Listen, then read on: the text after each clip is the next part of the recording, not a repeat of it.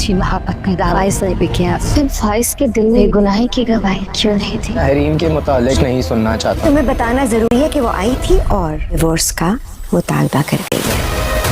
Hello friend, Kahkashan बेगम का plan कामयाब हो चुका है। उन्होंने आखिरकार हरीम को फाइज से अलग कर ही दिया है और फाइज बहुत आसानी से अपनी मां के जाल में फंस चुका है। इसे यकीन नहीं आ रहा था कि हरीम इसके साथ ऐसे बेवफाई भी कर सकती है। वो बिल्कुल टूट कर रह गया था और ख़ुद को अकेला महसूस कर रहा था कि इसने हरीम को इतना प्यार दिया, लेकिन इसने इसके साथ धोखा किया था। वो इसे नेक और पारसा समझता रहा, अपनी माँ से भी इसके लिए लड़ता रहा, मगर वो तो कुछ और ही निकली थी। इसकी माँ ने इसे सही कहा था कि वो हरीम को जैसा समझता था वो बिल्कुल वैसी नहीं थी। कहकशां बेगम भी फाइज को ताने देने से बाज नहीं आएंगी, उसका मजाक भी उड़ाएंगी कि कहाँ गई हरीम की पाकबाजी जिसके वो गुन गाता था। तो फाइज भी जो वैसे ही टूट फूट का शिकार है, इसे अपनी माँ की ये बातें बर्दाश्त नहीं होगी कि पहले ही वो अपना मान और एतबार टूटने की वजह से पहाड़ की बुलंदी से नीचे गिरा है और उठने की कोशिश कर रहा है, लेकिन अगर वो भी इन्हें बातें सुनाएंगी तो इसे खुद को उठाना मुश्किल हो जाएगा। इन्हें तो इसे हौसला देना चाहिए। और कहकशां बेगम जो समझ रही थी कि उन्होंने हरीम को आसानी से निकाल दिया है और बहुत जल्द फाइज भी इसे भूल जाएगा, तो ये इनकी भूल थी, क्योंकि हरीम तो फाइज की रूह में बस चुकी थी। दूसरी तरफ हरीम का बाप चाहता है कि वो नासिर के खिलाफ कार्रवाई करे और साथ में सारी हकीकत फाइज को भी बताए,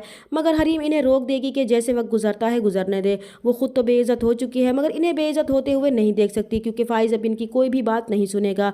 मगर हरीम के बाप को लगता है कि अगर उन्होंने यूं ही चुप साध ली तो इनके हक में अच्छा नहीं होगा, क्योंकि फाइज को कोई गलत फहमी हुई है। अगर उन्होंने फाइज से बात करके इसकी गलत फहमी दूर ना की तो इसे लगेगा कि ये सब कसूर इनका है और बात सुलझने की बजाय मजीद बिगड़ती जाएगी। हरीम इन्हें कहेगी कि इसने अपना फैसला अल्लाह पर छोड़ दिया है, इसका दिल करता है कि वो खुदकुशी कर ले, फिर ये सोचकर चुप हो जाती है कि इसके पेट में पलने वाली इस नन्ही जान का क्या कसूर है। वो खुद तो मर सकती है, मगर किसी बेगुनाह और मासूम का कत्ल नहीं कर सकती। इसलिए इसने फैसला किया है कि वो इसी मासूम के सहारे अपनी बाकी ज़िंदगी गुजार लेगी। और इसका बाप अपनी बेटी की इस हालत पर बहुत दुखी होगा और इसे रोते हुए गले से लगा लेगा। इधर कहकशां बेगम फाइज के दिल में हरीम के खिलाफ मजीद नफरत पैदा करने के लिए इसका सामान नौकरानी के जरिए वहाँ से हटाने को कहेंगी और इसे समझाएंगी कि अगर फाइज पूछे तो उसे यही कहा जाए कि हरीम इसकी गैर मौजूदगी में आकर अपना सारा सामान ले गई थी। दूसरी तरफ नासिर, जिसका एक्सीडेंट कहकशां बेगम ने करवाया था, जिसकी वजह से इसके बाजू की हड्डी टूट जाएगी, एक तो वो बिस्तर पर पड़ जाएगा, दूसरी कहकशां बेगम इससे आंखें फेर लेगी और इसके अकाउंट में पैसे नहीं भेजेगी, तो वो चिड़चिड़ा हो जाएगा और बात बात पर काट खाने को दौड़ेगा। तो इसकी माँ को भी गुस्सा आ जाएगा कि उन्होंने इसकी बाइक को टक्कर मारकर एक्सीडेंट नहीं करवाया था। इन्हें समझ नहीं आता